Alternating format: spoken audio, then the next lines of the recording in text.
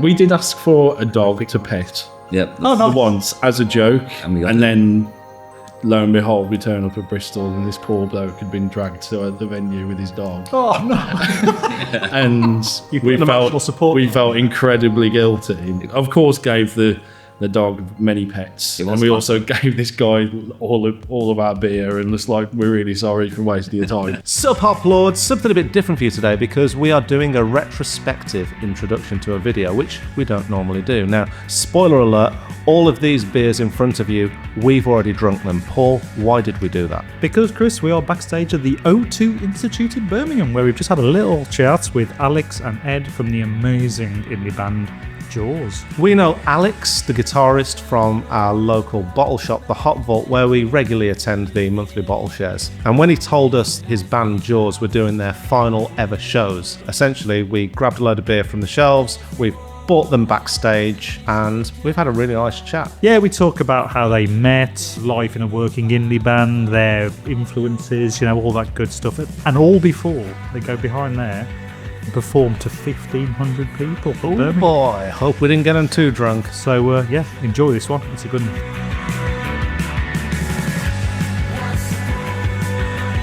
Okay then, so here we are in, I want to call this the green room. I don't think it really is. This is the blue room. It's actually called the blue room. It's the blue room, and it's a lot nicer than the green room. It certainly is. But yeah, so we're here, we're sat backstage essentially with Alex from Jaws, who is the guitarist, and Eddie, who is the drummer.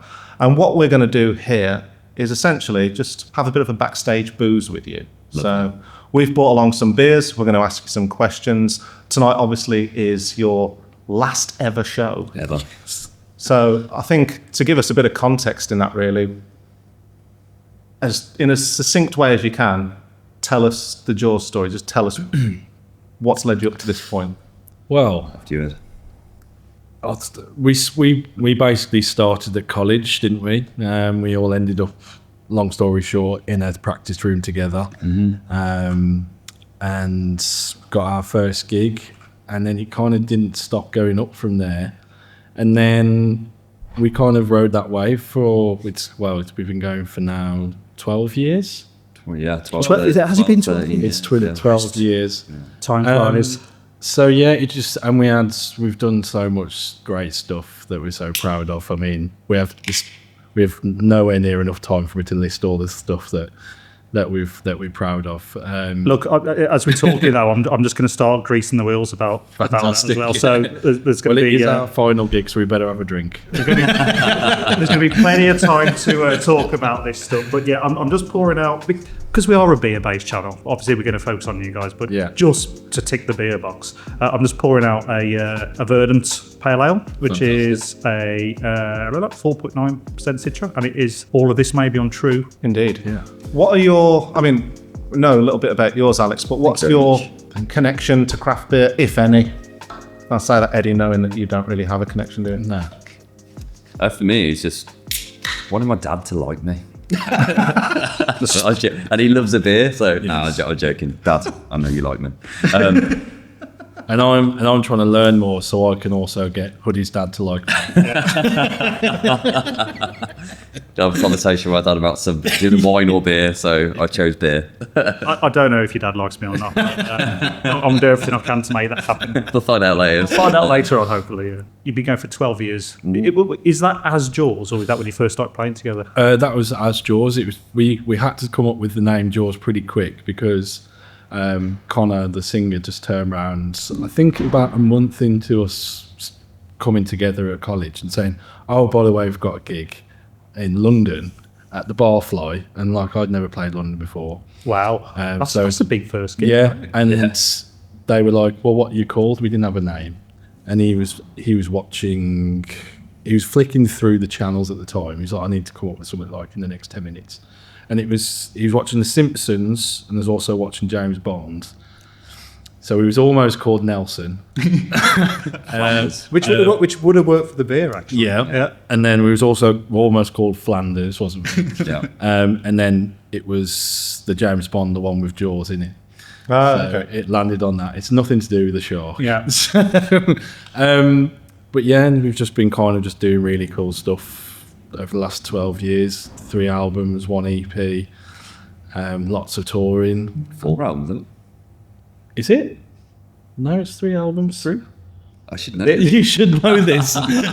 It's 3 albums and This will 1 be a EP. theme of today. I don't actually know anything about music. This isn't the drugs part of the sex, drugs, and rock and roll. It's like, We've probably got another 2 albums worth of songs we never used, so maybe we'll do something. Yeah. well, I was saying to Chris on the way up here, I was kind of going back through your back catalogue this week, which is great, by the way. And you haven't done an album for a fair bit, right? No. I think most of your discography has mainly been recently EPs, standalone singles, that kind of thing. Well, that was it really. It was because it's a big undertaking doing an album. Yeah. You've basically got to hit reset on where you want to go in the different direction, and it's a big undertaking, and you've got to really be all on the same page, really. Yeah. So that's why it takes a long time, because you've got to then make it, you've then got to tour it and things like that, and you also got to have a break and write. So, and we always took that seriously. We were never signed as well. The whole time so we didn't have people kind of on our back saying, come on, you need to get this. So that was quite a nice luxury, to be honest. I know a lot of people think it's a luxury to be signed, which it can be, it is, but I always was kind of proud of the fact that we never were. We kind of did it off our own back. Yeah. And also got to just do it off our own terms. Just like how we've just decided that it's come to the point now where we just want to call it a day. Yeah. And tonight's our 3rd and final gig of this run. But the last 2 nights have been amazing. Yeah. I said that the pictures have looked incredible. Like the final shot where you've done like a selfie in front of the crowd. It's absolutely insane. Yeah. And Really it cool. kind of feels a bit strange. I mean, like I was saying to you while we were setting up, Alex, it feels a bit weird that, I mean, you guys are in your prime. And you probably don't have the most prolific back catalogue given the 12 years and stuff. But I mean, what makes you just want to throw it in now? Me, isn't it? Without pointing fingers, who was this guy? No, you instigated it, but I think if it wasn't Hoodie, it would have been me or maybe Connor or Leon. Yeah. Because it was just getting to that point, wasn't it? I think a little bit for me was because we've been going for 12 years, and like I said, we've always been self-funded. Like, I think to get to that next step, you need someone with a load of money behind you going, here's 100k, go to Europe, and if you make a loss, kind of almost, oh well, you'll pay us back. So just doing the same, sounds a bit selfish because people would kill for it, but for me, doing the same circuit, same time venues, year after year after year after year, Things we've kind already of done. grinded on me a little bit. But then it's just a job. Well, it's a business, really, isn't it? And It is. A little bit, yeah. And if you can't, Yeah. it sounds really boring, but you can't, as any small business, if you don't invest in it, Yeah. you're always going to be the small business. But Yeah. it just feels a bit of a, I guess, when it comes to music and rock and roll and all that stuff, it's just a different vibe, right? Because if you're just treading water and you're doing the same thing over and over again, then it's going to become, I guess, you fall out of love with it a little bit, maybe. I think you run the risk of eventually resenting it, and you go, oh god, I can't wait to get home and stuff like that. When really you need to be kind of locked in. You run the risk of getting to that point. I mean, luckily I never got that with Jaws or anything like that. Obviously you have bad days, and there's days that are a lot harder than others. But I never ever resented being in the band or anything like that. I don't think any of us did, but you have to be realistic about it. And you think, do you really want to go down this route? You don't know where you're going to end up. And you don't want to then go and end up in a place that you end up, not liking it and not enjoying it.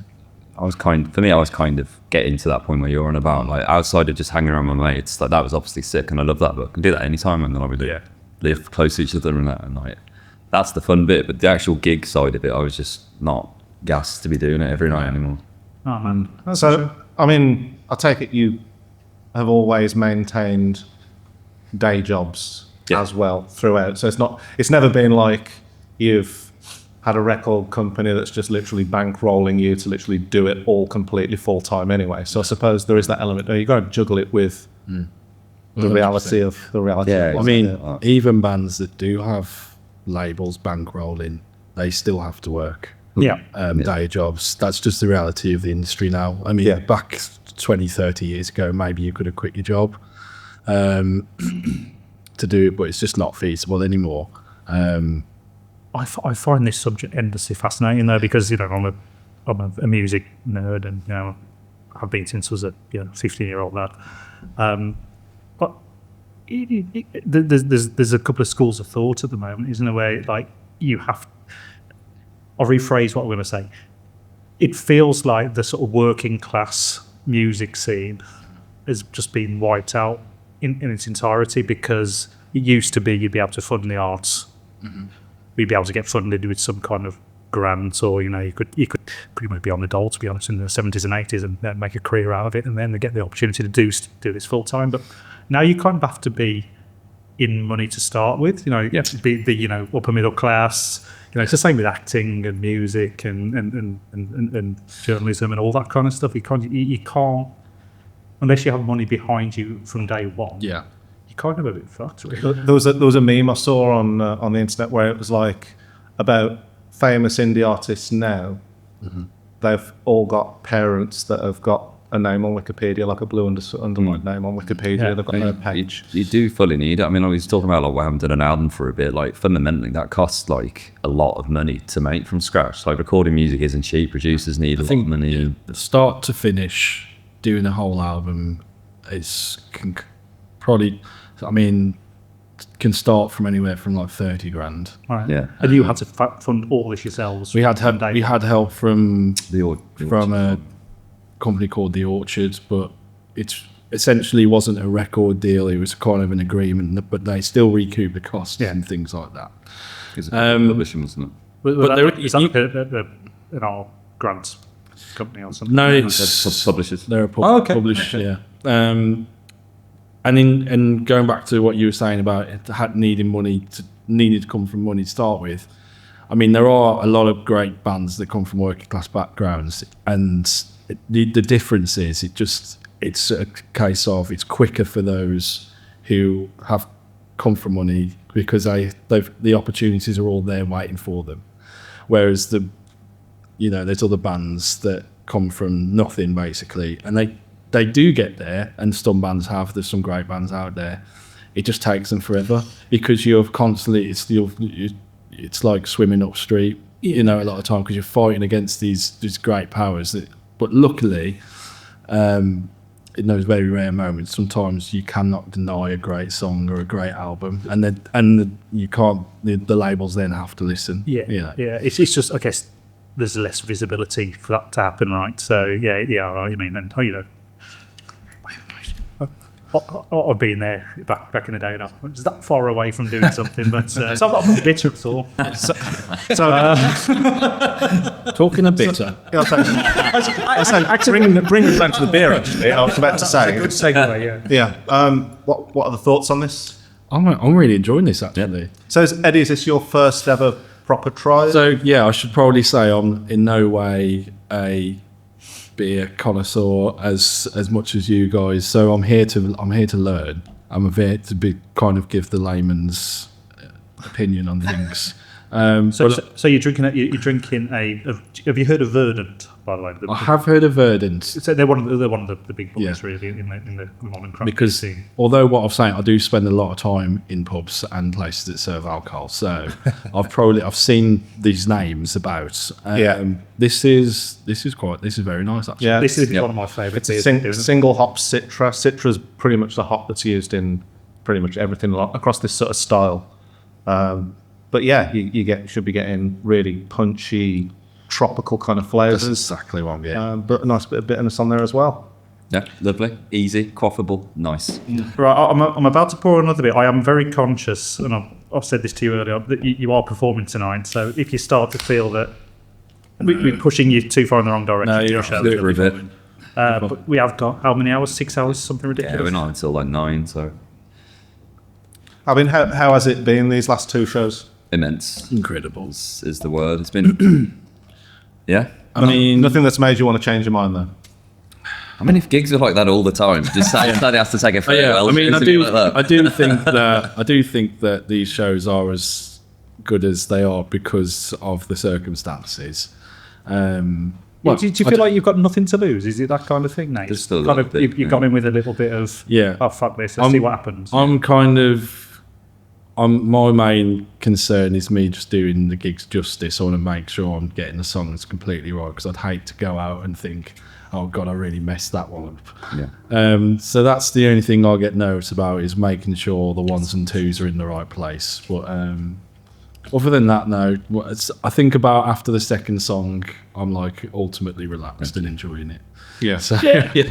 I mean, to try and find, again, another tenuous connection to beer, there's a thing which Paul said before in a podcast, because Paul used to have a tap room, which I think you both we've been So I used to go to a lot. Yeah. And one of the things that Paul said in that podcast was, when you're a shop, you tend to make money when you first open, at Christmas, and when you close down. Those are your three big money making things. I suppose it's similar with bands, isn't it? Like Exactly. your farewell tour is, of course, going to be the Yeah, and that's why you'll see a lot of bands doing 10-year anniversaries of albums and things like that. Like even massive bands like, I just saw the Kaiser Chiefs are doing a 20 years tour of employment, which great album as well. But I do think it's because the music industry, even to go as far as big bands like that, is affecting them across the board. So it is a kind of cash in. I mean, there's no shame in that. But you'll see a lot of bands doing that now, because like I said, there's a 20-year anniversary. Because people love that album. It's their most popular album for the Kaiser Chiefs, I'd imagine. So they're going to try and do that. And the same as if any band will break up. I know they're a bit different to Kaiser Chiefs, but Slayer, they announced Slayer. They announced they were breaking up. I think it was 2 or 4 years ago now. And since they've broken up, they did a final tour which I went to, and which was sold out. And since they broke up, they've announced about 3 other tours and I think a new album. Yeah. And it's like, you can see the thought process there. But that's just the reality of it now. I mean, I don't think we'll be doing that. Well, it probably always was, right? Because I think as a listener, if you're sort of into music as heavily as certainly I am, when you're younger, you romanticize the whole thing as well, and you think you see people doing things. You sell out. I'd never do that. But the reality is, you've got to pay the bills. You've got tax to pay. You've got it's your job at the same time. You're a liar if ever I watch an interview and say, "Oh, they're not thinking about that," you're a liar. Yeah. Like you are, like, of course it's in your back of your mind, especially the working man. Yeah. Right. Before we carry on this other beer, so we're jumping up now to an IPA. Okay. So this is a 6% IPA from Sure Shot. Picked this one because Manchester. So obviously you were in Manchester, yes. Yes, last night. Last night, yeah. This one's called A Handshake is Available Upon Request. And Lovely name. these are, these are very exciting. Is this 6.5%? Brewery. It's always 6.5%. Just 6%. Oh, 6%, huh? Yeah. It's brewed in collaboration with Clapton Craft, and it's dry hopped with Nelson Sauvin Amplifier. I don't know what that means. T90, Ruaka T90, Citra BBC, and Hyperboost. And it says, congratulations on your melon time. So maybe you should be tasting a bit of melon in this. Yeah. Okay. I mean, let's go for it. It's got that smell. It smells like a Sure Shot. It's decent. Yeah, I'm happy I with quite like that. Not as accessible as the first one. No, but it's not. I But like it. It's a bit weird because I think we might have. Well, actually, we've got a Ziggy Star Dog coming soon. But that is one of my favourite beers at the moment. Yeah, I love that. It's a. I might be completely wrong here, but it tastes herby to me. No, No, that's bang on. That's my take. It's absolutely bang on. herby. Yeah. it's yeah. I mean, it's got Ruaka in it. Ruaka's famous for almost like smoky bacon smell. Okay, yeah. I get that. Yeah, I always think it's like burnt Yeah. hair. Yeah, there's a little bit. You know, I'm sure they'll be happy to hear that. not specifically this beer. It's that kind. Yeah, you get the big hops sometimes. You get like you got wet hair and then you burn it with a hairdryer or something. Do that like yourself long hair. Anyway, we used to burn my long hair with a hairdryer. That kind of smell always reminds me of that. So I mean, you're drinking this right now, but what's on your? I mean, assuming that riders are still a thing. Yeah, right? right. Yeah. Still a thing. What's on your rider in beer terms, but then also in, I suppose, in not beer terms? Well, we have to be accessible to the whole crew and the whole, the band and everything. You've got some teetotalers in the band, right? Or is it just one? No, I don't think we do we? Oh, I thought. Okay. Oh, Connor, yeah. Sorry. Just the Sorry. just the front. Yeah. With you guys, you don't know each other. But we don't speak to him. We're all in separate dressing rooms. Teetotal, because I don't think he ever started drinking. He just doesn't okay. like Yeah. beer, so he doesn't drink. He never, I think he had one sip back in his early teens and just went, I don't like the taste of that, I prefer the taste of Pepsi. But he's a fucker for gin. Yeah, he does down a whole Breakfast, bottle of beer dude. before going on stage.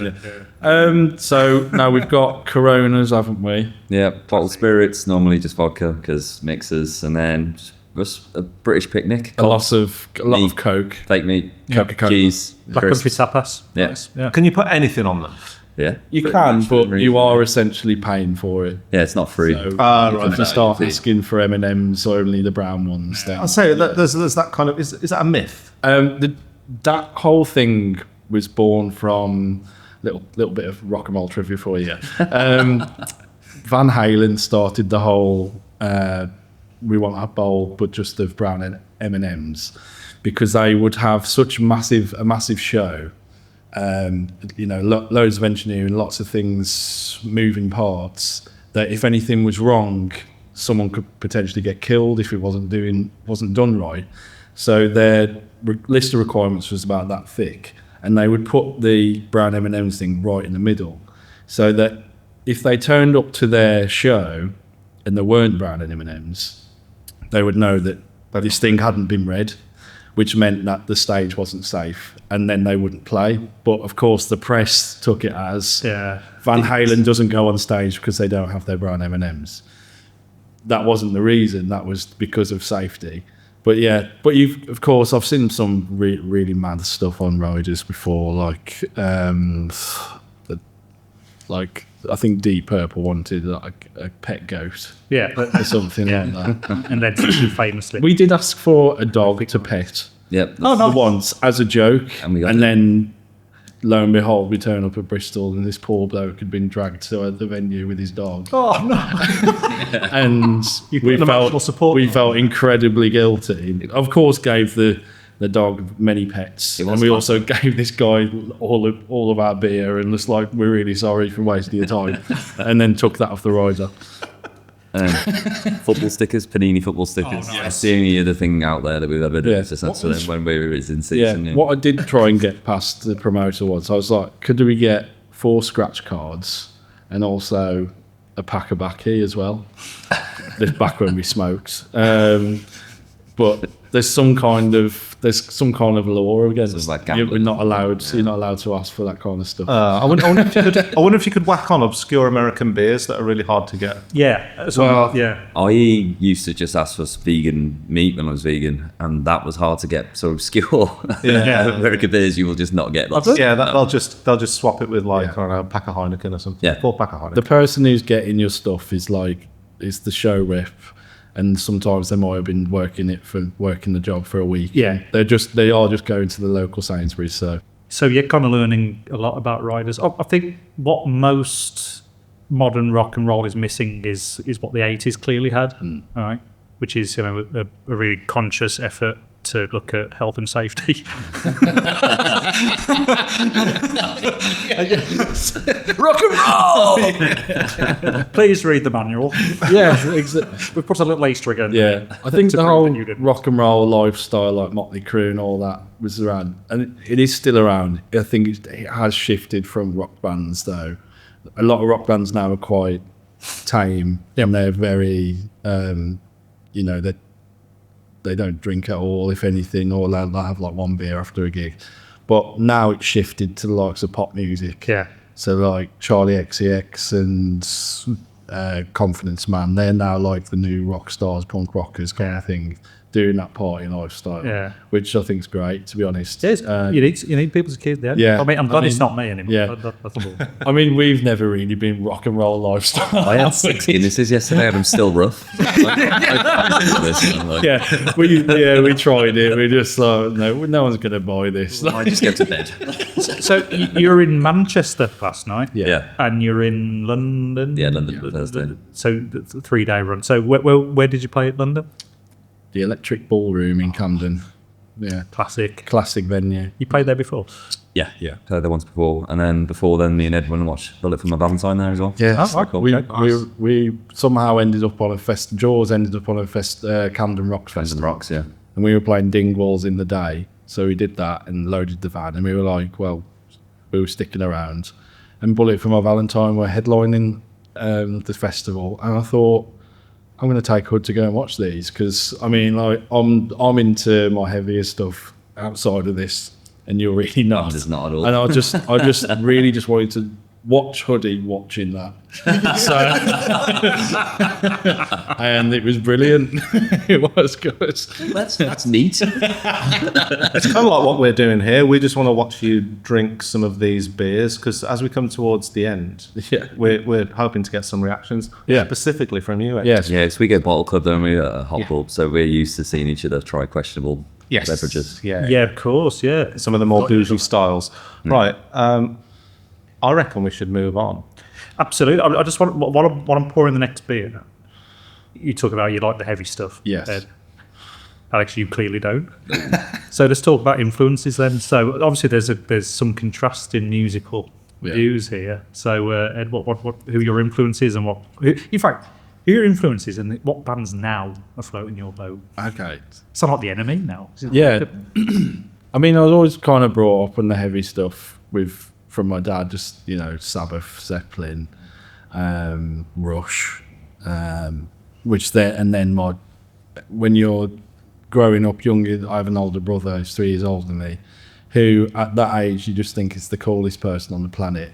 So he just basically told me what I should be listening to. So he would just hand me Pantera, Slayer, Lamb of God. He's like, you need to listen to this. There's no other option. You have to be listening. So that was it. And it was like, I loved it. And I'd go to like download and stuff with my mom and dad's. And so I've just been brought up around that.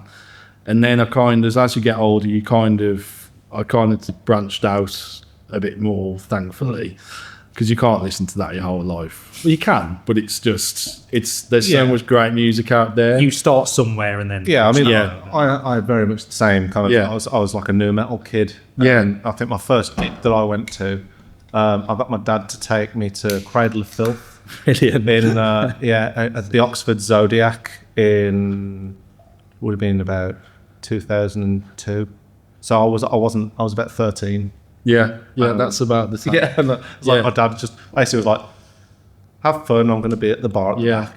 That's it. Well, it's around the time I started playing drums, I would go to jam nights and things. So now I'm being introduced to blues and kind of like R&B, old school. That's and when you then start learning your craft, right? exactly, Yeah. and then you start hearing different things in music, and then you're like, oh, actually, and then it's like Smashing Pumpkins. Then there's also the era of like the 2000, like the Maccabees and Bombay and Block Party. That's where we really bonded. Like, especially in college, everyone was listening to that kind of thing. So that mixed with that kind of heavier background, and then meeting Hoodie at college, listening to those kind of things, like in the summers on the fields, just blasting those great albums. It made Sorry, carry on. Just after a few cans over. yeah. I mean, it brought us together, and then Connor was the same. He comes from a heavier background, and then before you know it, you're in a band, and you put all those ingredients in a pot, and something unique is going to come out. Yeah. Oh man, yeah. We never really set out for any goal, though, to be honest. It was never like, this is our influence, let's go imitate that. It was kind of just, we, like Ed said, just sat in a practice room and kind of just what happened. Like Connor pre-wrote some songs on his own, so like obviously we learned those, and that kind of like set the tone for the band, I guess, really, like the base point. But then from there, it's just, there's kind of just been, just, I don't know, like you're into metal, but you're not, like the drumming isn't like metal drumming, No. you know, and like I'm into like Bowie and stuff, and nothing like we do anything like We're that. into good. I think the ultimate thing is we're into good sounding music, and like that is. I know that sounds really vague, but anything that kind of moves you, makes you want to. Yeah. I don't know, makes you want to dance, makes you want to bang your head off a wall, whatever, makes you feel something. I mean, I'm into it. You know, I listen to anything. Yeah, I think you're right. You know, I played in a lot of bands myself, and it's if you always need a starting off point which dictates which way you well, it doesn't dictate which way you go, but it certainly dictates a structure that you kind of will buy into, right? And then hopefully you can blossom. I've been in enough bands to know that people have got an agenda too early on. That becomes for the band usually it's not what it's about, right? Because you're not having your input, you're just towing a line in some degree. But it's the best bands I've ever played have always been the shittest ones. But the most enjoyable times I've ever had. Just Well, we have so much fun. Me too.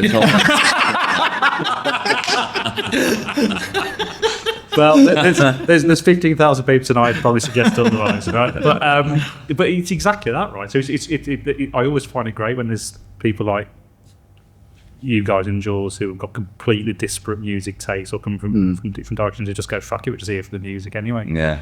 So that's got to be a good feeling, right? Yeah. Yeah, Right. no, it's true. It's good, but I quite like that. We've never, like, if you listen to our back catalogue, like, there's stuff which is just unbelievably synthy one end of the spectrum, then we've got some quite heavy songs the other end of the spectrum. We just play what we kind of like and enjoy and go, yeah, that's sick. Yeah. And then just make Some it. things, just some songs like, oh, this could go heavier here, and then some songs like you need the opposite. I'll down it in a minute. Yeah.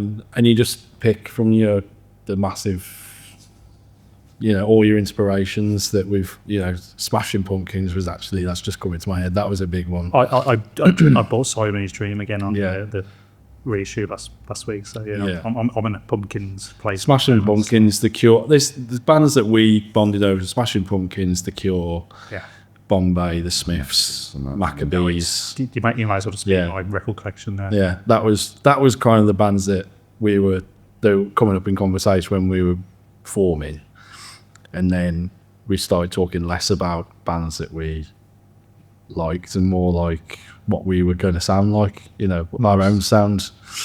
So that was nice. Eddie, I don't want to get you drunk, but That is nice as well. we're moving on to. Okay, yeah.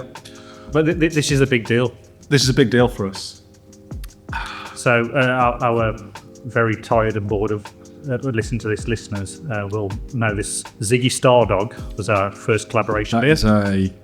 We did with Baron Brewing. Those are you guys. Yeah, Oh, this is your guy. So I was going to say I love the name.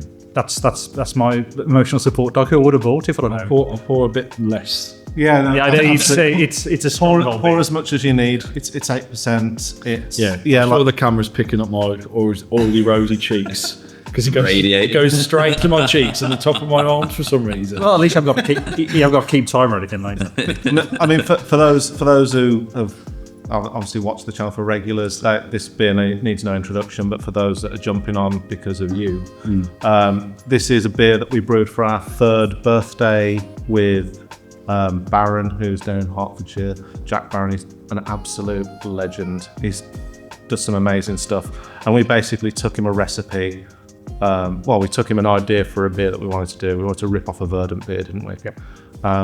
And he did it with a plum. That's lovely. So, But it's unusual because we wanted him to use a keg. It was very close to use to get on joke there. It's got a bit of a champagne feel to it. What do you think? Maybe it's the contrast from the last one, but I don't know. It's getting. We are ramping up support. Bucks Fizz. Bucks Fizz is That's what I'm exactly thinking. what I was. Yeah, that's what I'm. That's where I'm at with it. Bucks Fizz. Yeah. This is the theory I've had, right? When you get kind of jaded and you try this kind of beer all the time, you forget the most obvious things, and that's a great show. Yeah, that's exactly what it is. It tastes like Bucks Fizz. A little bit. you just a said nice that. and- Yeah, and that's the thing. I mean, we've drunk this beer through so many iterations. Like We had it when it was freshly canned and way too green, like as in like too fresh, way too heavy because nothing had settled down. Way too bitter. Yeah. And that gave off like one set of flavours. Then as it's kind of gone on, because this was packaged in February, wasn't it? Mm. As it's gone on, like we've been checking in with it because we've just got a lot of it to drink. It does something different every time, but that orange aspect has always kind of been... It's definitely that orange side. Yeah. It's Bucks Fizz is a really great shout. It's a great descriptor, by the way.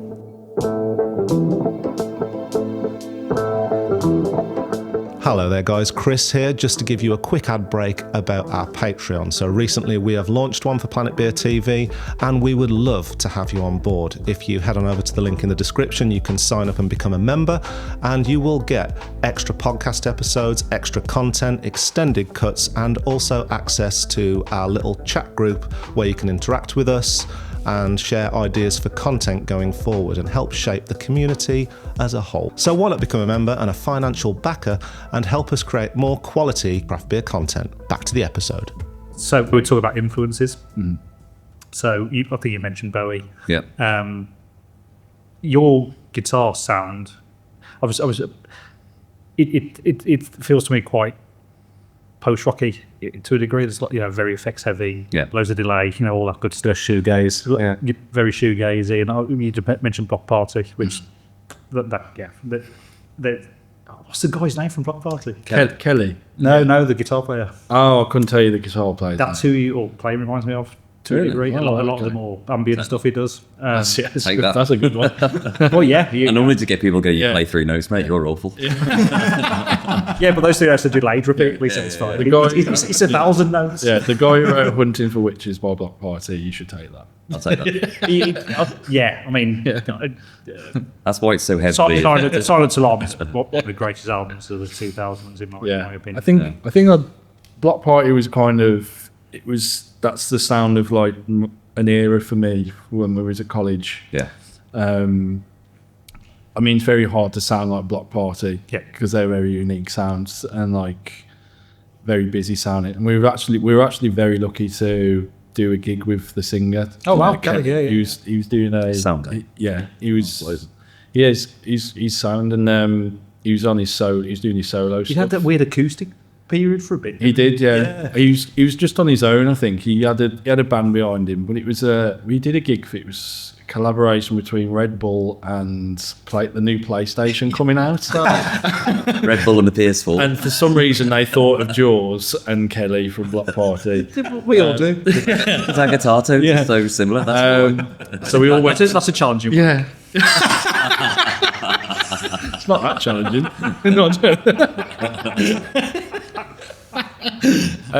So we all went to Red Bull Studios in London, and then there he was. And to be honest, I was starstruck because it's like we were there like, mate, we used to listen to you when we were binge drinking down there. Yeah. Of course, I didn't say that to him. He looked like he didn't want to get bothered, to be honest. But in fact, a very good moment of that is they were playing our songs throughout the day, right, over the PA whilst we were waiting to set up, and a Block Party song came on. And he just got up and turned it off. Next. he just got up and went, next. And we were like, yeah, I'm definitely not going to go over to him now. Didn't write that one.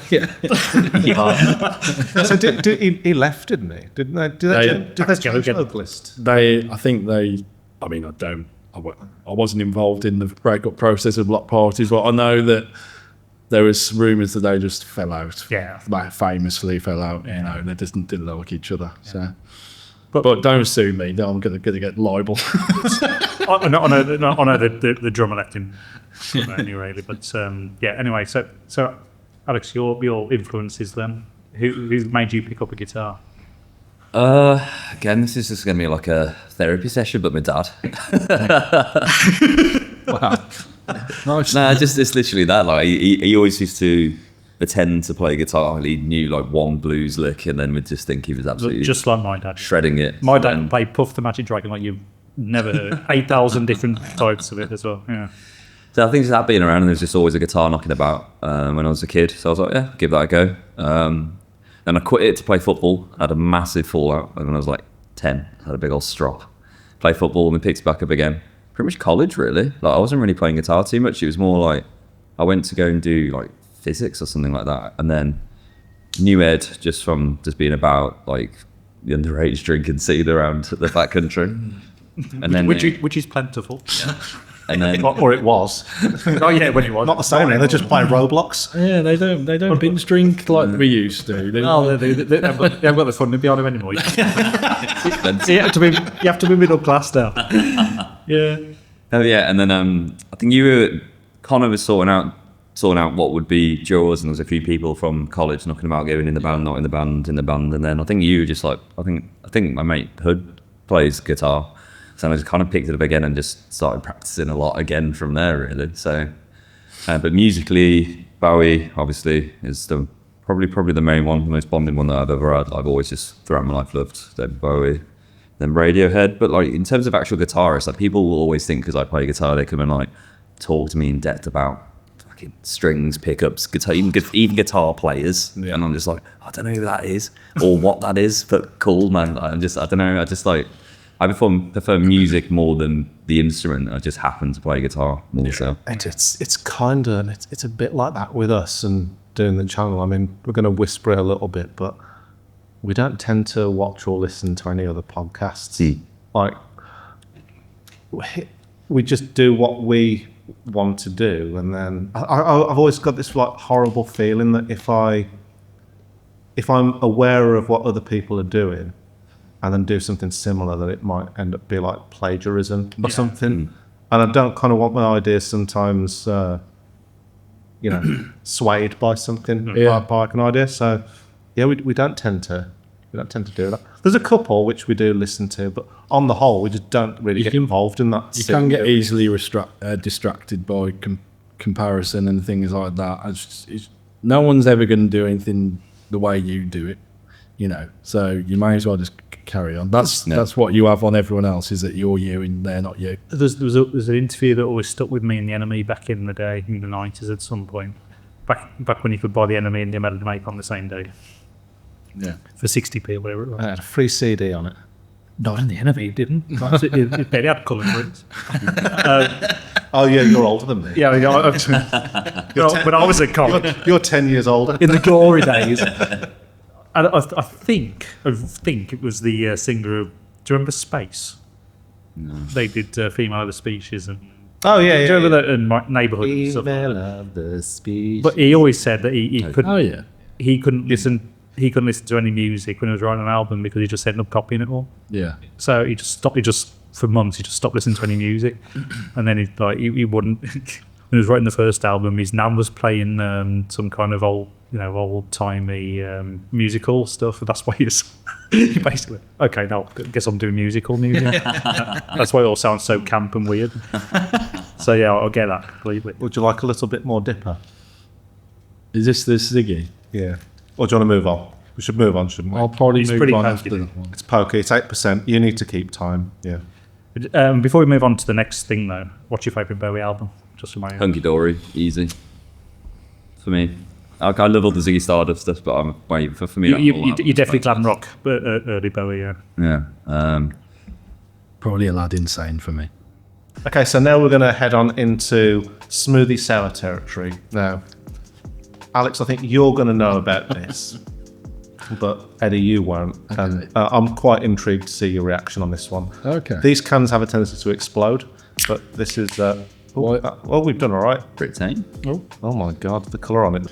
Oh my God, this is grim. So it's quite... Oh, sorry, I thought that was fizzing up. Well, That's it. That's the liquid, bro. That is literally... That looks like a Baileys.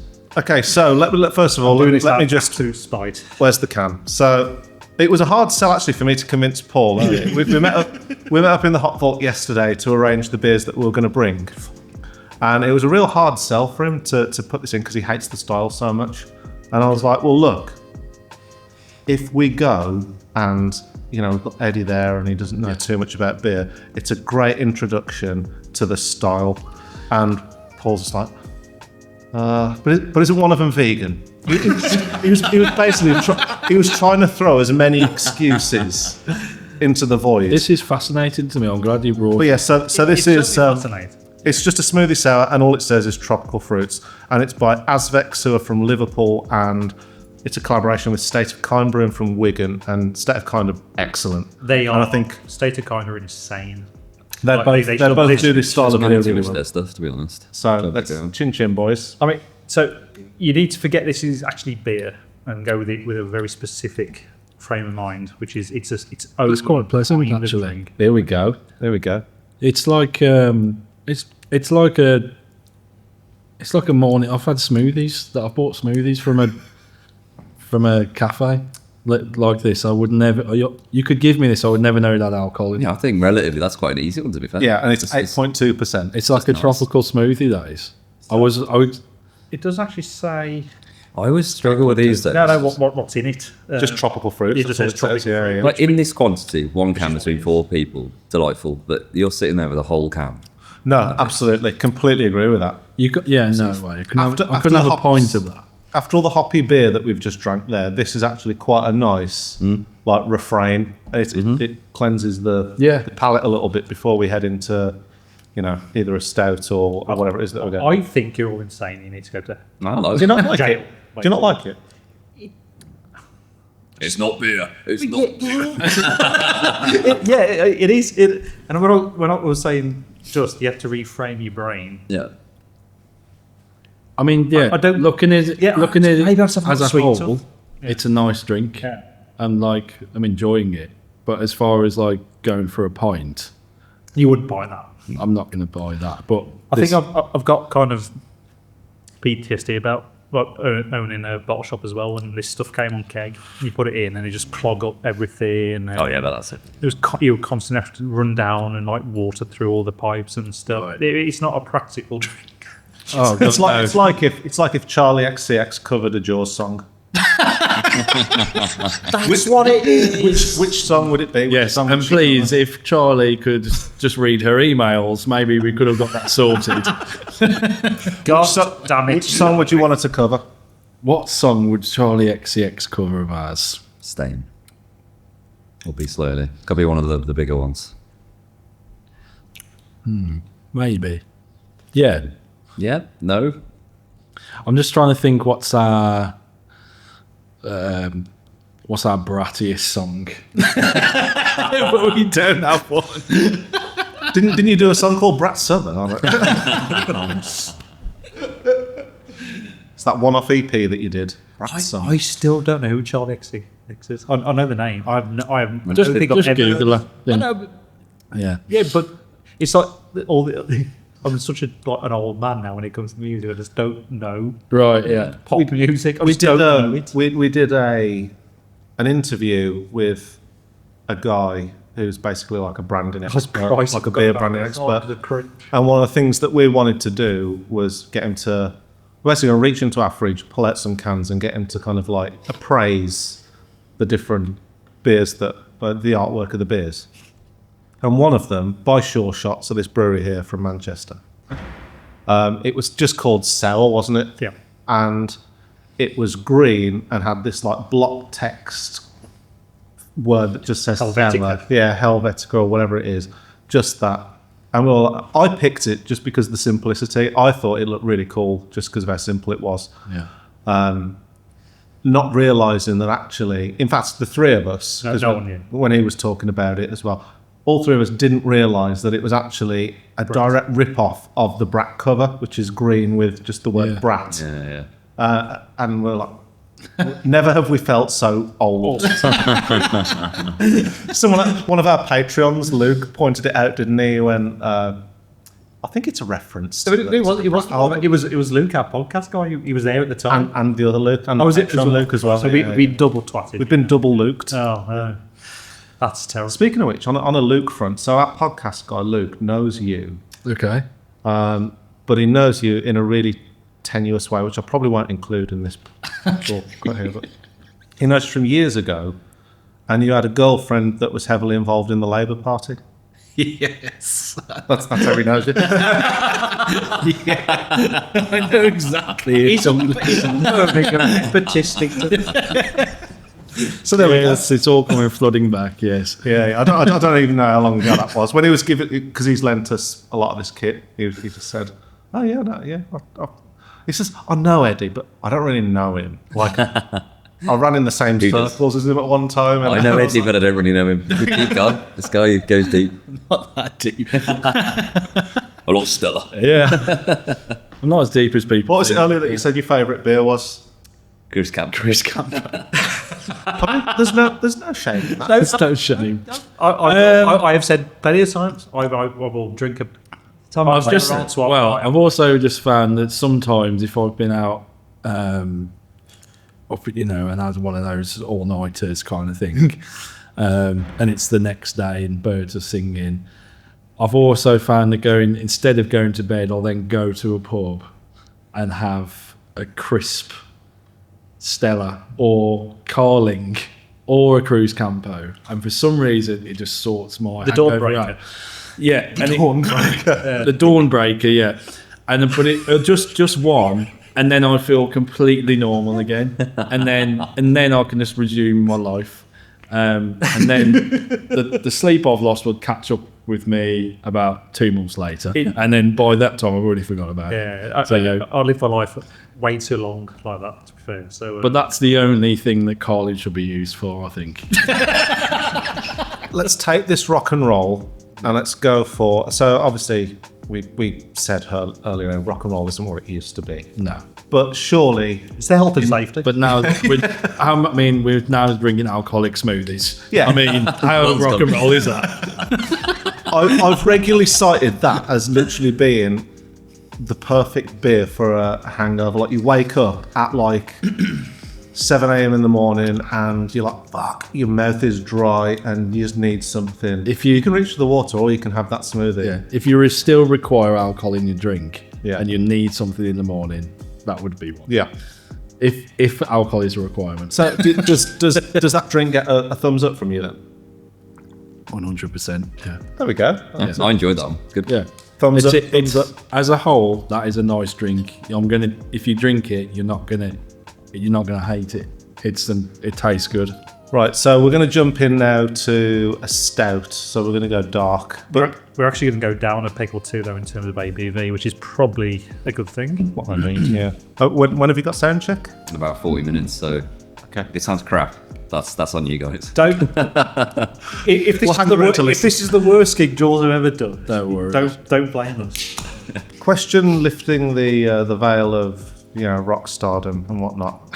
What's the guest list? How does that work? Like, do all four of you get a set number of people that you're allowed to? We used to or- really, really care and like get told you've got 15, and we'd all like split it down and go, mate, can I have one for you tonight? Can you another one tomorrow? But then now, because we're in full ego flex mode, Ed is just going to go like, I've got 50, deal with it. Yeah. Just like happened in London on Thursday with Connor. My problem is that when I go out and have a drink and I get a bit inebriated, I then start giving out guest lists to people that I've met for 20 minutes. And then they'll message me the week of going, great to meet you the other week. We can't wait for the gig tonight. We're still okay for the guest list. I'm like, I have no idea who you are, but I can't say no now because you're on the way. Just ghost. I'm do that. the opposite side of you. These days stress me out so much, the hometown shows, because your phone's just exploding with going, where we meeting, blah, blah, blah, blah, blah, blah, blah, blah. Or you just blank, just straight wall, just go, buy ticket. I'm not doing guest list. Stop. Yeah. Because I You're just much more ruthless can't deal with it. I'm just like, get a ticket. I've got to give you an absolute stand-up reference for today, man, because obviously we were arranging to do this podcast record with you, and we left it, as we always do, me and Paul always leave really last minute. So I think we first had the conversation like a couple of months ago. Over a bit. And like a week before, I was like, oh, should we do it then? And You messaged me. He has to know. It's next week, isn't it? Yes. it's Saturday. We need to arrange this.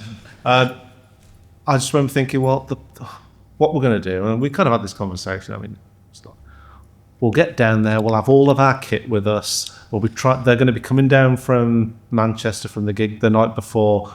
We'll be trying to message Alex, and it'll just be like, we just won't be able to get in touch with him. We'll just be stood on the street with like all of our kit. Which, to be fair, we're used to. We've had that with brewers. Yeah. You know, just being outside a brewery, waiting for it to open up with all of our kit. But you know what? You were absolutely bang on point. You've been, you know, That's down to me being brutal with my own friends, saying you're not getting guest lists because no one's been texting me, because no one's been trying to sort out guest lists. So my phone's been available. I've been paying attention to it. Also, shockingly little happens during the day of a gig. Yeah. It happens all at the start when you just wake up, you get the gear in, and then there's a big lull, and everyone's just sat on their phone, eating crisps, and then it all happens within the space of 3 hours. Yeah. And then it's over, and that's pretty much a gig, mate. That is. So this is. I mean, to be honest, this is what actual rock stars do. You know, they have interviews throughout the day, and then they do the gig. I was about to ask, like, what would because I mean, also you think before people were just eating crisps and looking at the phone. What were the rock stars doing? Just eating crisps. Yeah, crisps. Famously, it was just crisps. BT, which is 4 phones, and people take crisps. People Just crisps and brown M&Ms. Basically, What are we drinking, Paul? Yeah, it's a good shout. We're drinking Planga by our good friends at Baron, which is a complete 180 from what we've just been It's the drinking. opposite. That's So really it's 75.3%, which to me is barely stout territory. Session stout. Session stout. This is so good for low ABV I think stout. what I'm going to say is, I Worth think a you'll all agree, is espresso martini. Yes, it's massive. It's coffee. exactly what it is. Yeah, It's exactly what it is. dark chocolate, cocoa nibs. I'm loving Ed's reference to all beers as He's just paid the the drinks. He's bang on point. Yeah. I mean, what does the little thing say there? 5.3 stout brewed with coffee Yeah. from our friends at North Coffee Roasters in South from Walden. Tasty Black Danger liquid.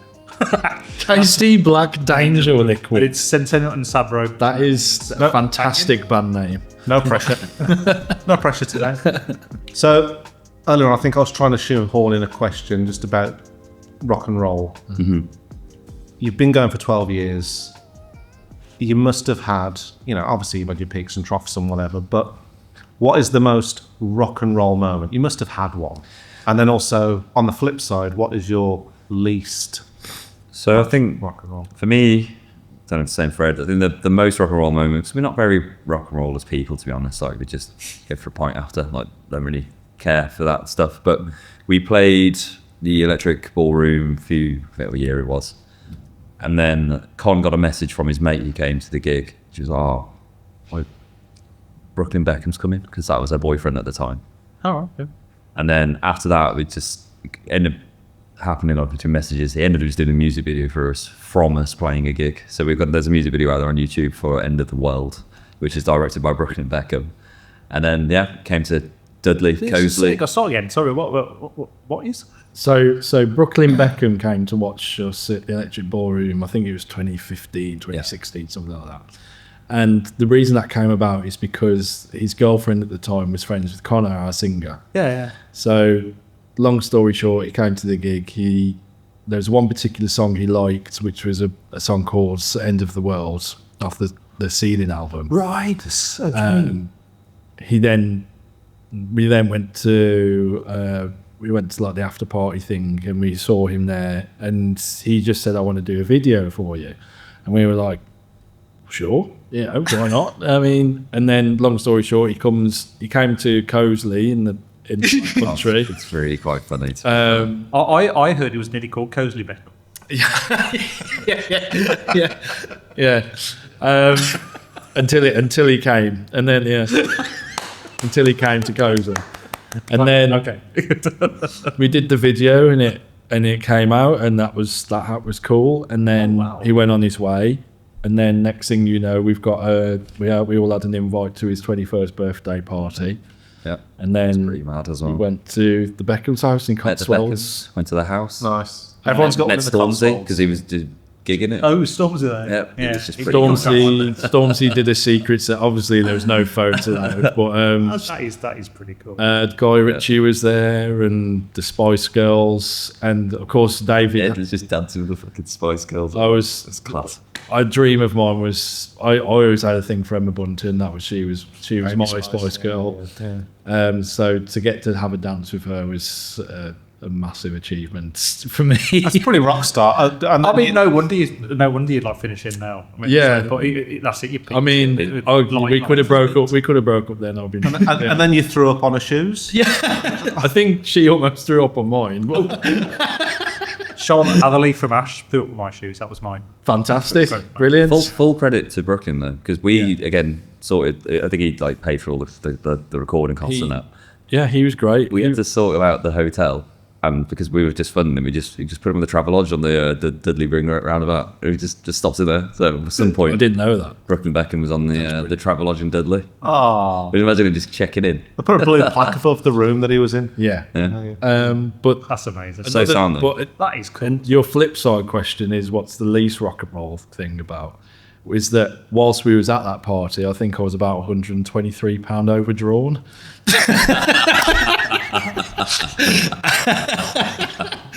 So I was in my overdraft whilst talking to Jerry Halliwell's husband, the guy who owns Red Bull Racing, and I was just thinking, just give me £1,000. Yeah, just anything to pay the rent. Just anything. Just give me something. I'm not beyond begging. Just give me a grand. So yeah, so I suppose the most rock and roll and least rock and roll. That was all in one night. Yeah. No, that's fact. That's awesome. Absolutely love that. That is fun. And your one was, well, that was your one. I just took over. Like fucking. This is why we break it. Right, we've literally just had the banter stage, so this is wrapping up really quickly. We're about to drink a very traditional Belgian style of beer called Lambic, which I'm sure a lot of our viewers will know about, and we're drinking a marriage parfait goose. So, Ed, I think that's yours, mate. That's yours. Yeah. As I say, reset your head a little bit. It smells great. This is a unusual experience for people who never tried. Okay. So I'd love to know what you think, but just go in. There's almost certainly bits in it, by the way. If you look. Yeah, there's some. Next good. Bits. They're dead Belgians. I Bits love of that. dead Belgians. What do you think of that? I think that's great. Do you? Yeah. I love that. Yes, I love them. Too. That's like an occasion bottle. Yeah, exactly. It is. Yeah, 100%. I've got a bunch of these at home, various different sizes and shapes, and That's that very- stuff.